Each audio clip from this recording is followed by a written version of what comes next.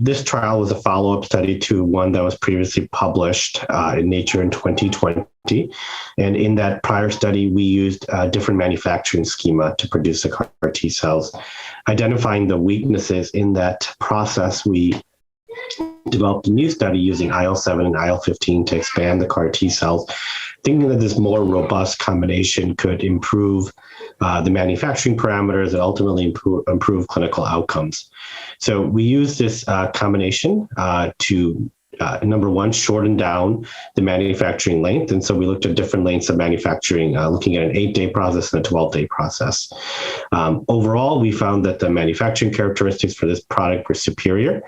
We were able to achieve dose in a lower period of time, which is always important with a therapy like CAR T, where timeliness is very important. We continue to do a fresh infusion because we have a point of care production model. So we don't cryopreserve the CAR T cells before administration. And then overall, the toxicity and safety profile of this was in line with our previously published study, with low rates of grade 3 to 4 cytokine release syndrome and neurotoxicity.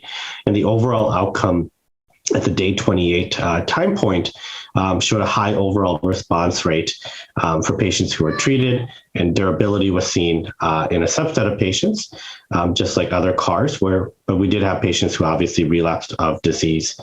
We had a single phase 2 arm in mantle cell lymphoma, which looked incredibly impressive. We have no relapses to date with a median follow-up of 10 months. There was only one event, which was a patient who did have a non-relapse mortality due to gram-negative rod sepsis. All of this work is being validated in an ongoing phase 2 clinical trial, which is a multi-center trial of this same product using this manufacturing process in patients with relapsed refractory diffuse large B-cell lymphoma.